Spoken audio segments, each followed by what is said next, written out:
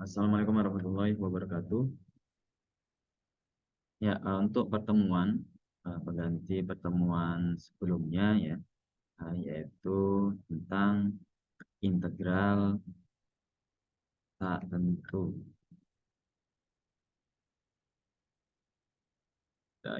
Kemarin sudah penjelasan terkait integral tak tentu. Saat ini yaitu teknik integral yang bentuknya lebih kompleks daripada sebelumnya. Ada dua yang saya sampaikan. Yang pertama yaitu teknik integral substitusi. Ya, metode substitusi dan yang kedua adalah metode parsial. Jadi untuk metode substitusi, contohnya seperti ini ya. Jika kita langsung aja contoh ya, jika ada suatu fungsi fx diintegralkan terhadap variabel x, maka bisa menggunakan teknik substitusi. Contoh seperti ini ya. Ada yaitu integral dari x kuadrat min 5 dalam kurung dikali x plus 5 dalam kurung pangkat 5. Bisa ini sebenarnya dengan metode yang umum yang sebelumnya atau secara sederhana ya. Namun ini harus dikalikan sehingga bentuknya dalam bentuk penjumlahan atau pengurangan. Namun ketika kita melihat pangkat 5 di sini ya, x plus 5 di pangkat 5, nah itu akan sangat panjang ya proses penjumlahan dan pengurangannya sehingga membutuhkan waktu yang lama, sehingga bentuk ini itu bisa didekati dengan metode substitusi ya.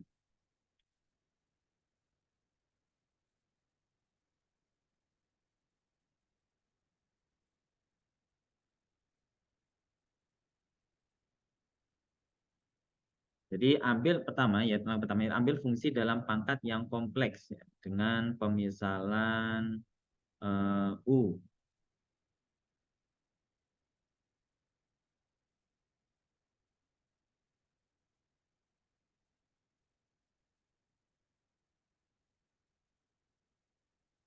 Jadi ambil yang paling kompleks. Ini yang paling kompleks kan di sini adalah x plus 5 ya, dalam kurung pangkat 5. Jadi ada dua kelompok di sini yaitu x kuadrat min 5, yang itu adalah x plus 5 dalam kurung pangkat 5.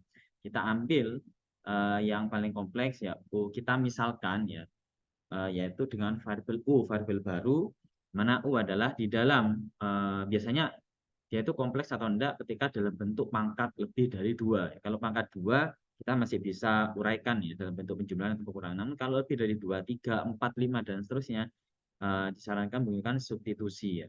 Sehingga di dalam ini, yang dimisalkan U adalah yang bagian dalamnya ya, yaitu berdalam kurung pangkat, berpangkat. Jadi ini X plus 5 kita misalkan U, sehingga ya,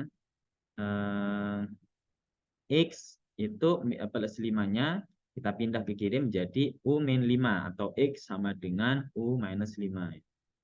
Nah, ini jadi ada dua kondisi setelah dimisalkan dengan U. Selanjutnya itu fungsi U diturunkan secara diferensial. Jadi fungsi U yang dimisalkan tadi ya, yang kedua itu kita turunkan atau diferensialkan ya. Jadi kita tulis turunan dari U terhadap X, nah, bacanya seperti itu, atau kita tulis turunan fungsi U terhadap dx yaitu sama dengan turunan x plus 5 terhadap dx. Ingat turunan x pangkat 1 ya. Semoga masih ingat, yaitu 1 hasilnya dan konstanta diturunkan menjadi 0. Sehingga hasil dari x plus 5 diturunkan yaitu sama dengan 1.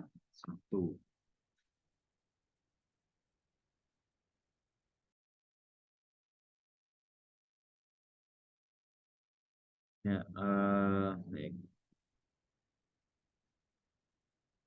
Setelah diturunkan ya, sehingga du per dx ya, yaitu turunan u terhadap dx itu sama dengan 1, sehingga dx-nya pindah ke kanan bersamaan menjadi dx sama dengan du ya. Atau ini dx-nya pindah ke kanan yaitu du sama dengan dx, atau kita balik ya, dx sama dengan du. Selanjutnya langkah yang terakhir yaitu substitusi variabel dx ya, ini ya, dengan hasil turunan du tadi, di mana dx sama dengan du ya, sehingga dx ini berubah menjadi du ya, dan x plus 5 berubah menjadi u ya, u pangkat 5 ya. Sehingga kita menghilangkan variabel, jadi turunannya udah bukan lagi turunan integral terhadap x, namun u ya.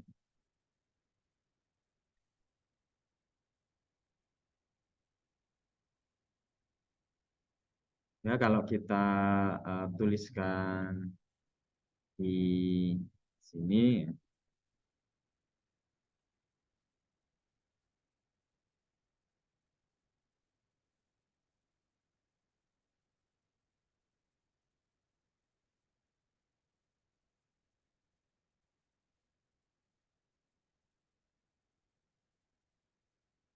ini menjadi U pangkat 5.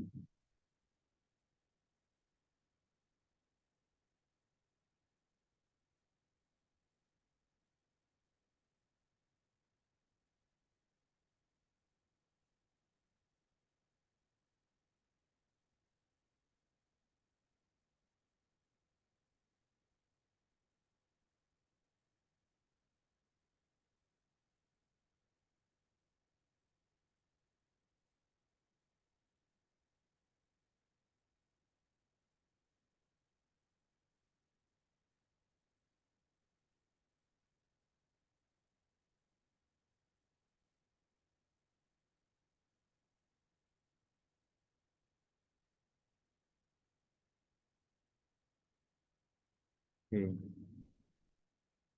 Jadi ini ya tadi ya, integral ya.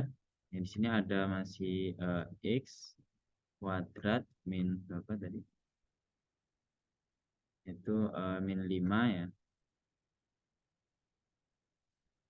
Jadi yang kompleks ini udah disubstitusi menjadi U tadi ya. Jadi U pangkat 5.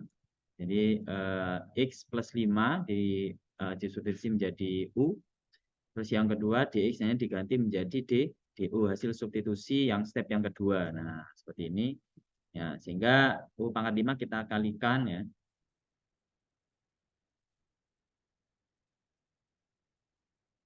U pangkat 5 di X kuadrat ya. Dan U pangkat 5 dari min 5.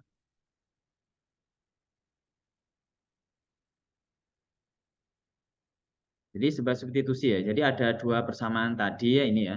Yaitu U sama dengan X sama dengan min 5 sama yang kedua adalah dx sama dengan du. Jadi yang warna merah, yang saya tanda warna merah itu kita substitusi semua. Jadi kita hilangkan x menjadi komponen u semua ya. Ya ini integral x kuadratnya berubah menjadi tadi yaitu x itu sama dengan apa? U min 5 ya. U min 5 kuadrat min 5 U kali ini kali U pangkat 5 du. Selanjutnya lanjut ini pangkat kuadrat ya, seperti biasa kita uraikan ya, yaitu A plus B itu ketika dikuadratkan ya, hasilnya A kuadrat plus 2AB ditambah B kuadrat. Sehingga ini menjadi U kuadrat min, jadi 2 dikali A yaitu U, 2U kali min 5 min 10. Jadi min 10U, ada minusnya soalnya ada nilai min 5, ditambah min 5 kuadrat, min dikuadratkan plus, jadi 5 kuadrat yaitu 25. Dikurangi 5. 5 dari ini ya. Hasil kuadratnya ini, U kuadrat min 10U ditambah 25. Ini min 5. Dalam kurung U pangkat 5. DU. Selanjutnya U pangkat 5 kita kalikan ya ke dalam kurung ini menjadi U pangkat 5 kali U kuadrat yaitu U pangkat 7. Kita isi kurung. U pangkat 7 dikurangi U pangkat 5 kali 10, min 10U adalah min 10 U pangkat 6.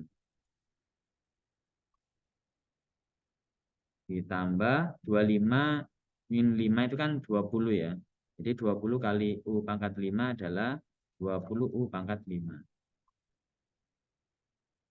U pangkat 5.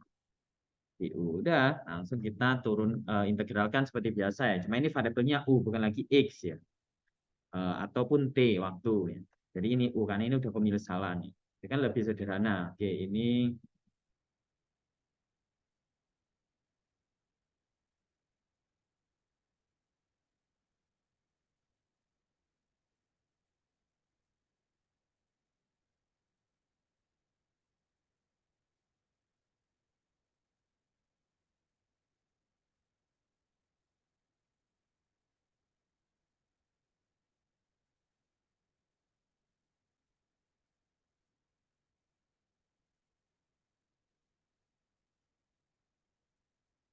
Ya, baik. Jadi ini ya, ini tadi apa hasilnya 25 U pangkat 5 dan seterusnya. Nah ini tadi ya, sudah detail ya di sini. Ini detailnya tadi ya, U pangkat min 5 itu hasil kuadratnya adalah U kuadrat min 20 U plus 25 ya. Ini plus 25 udah ditambah, ini ada yang kurang ya.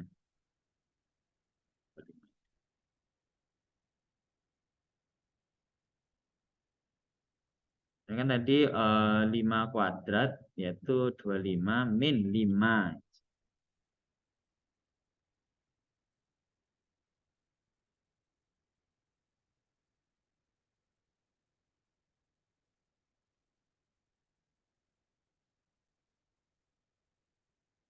Nah, ini yang hasil apa?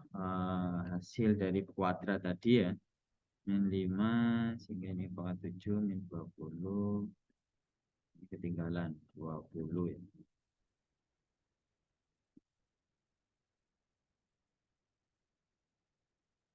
20.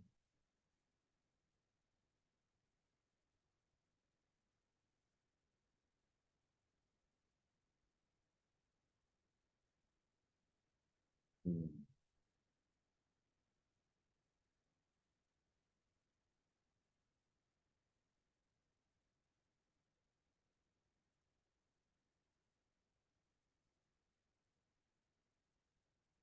Nah, ini ya tadi ya hasil kuadratnya yang warna biru ini ya, sehingga 25 kurangi 5 adalah 20. Terus U pangkat 5-nya itu kita kalikan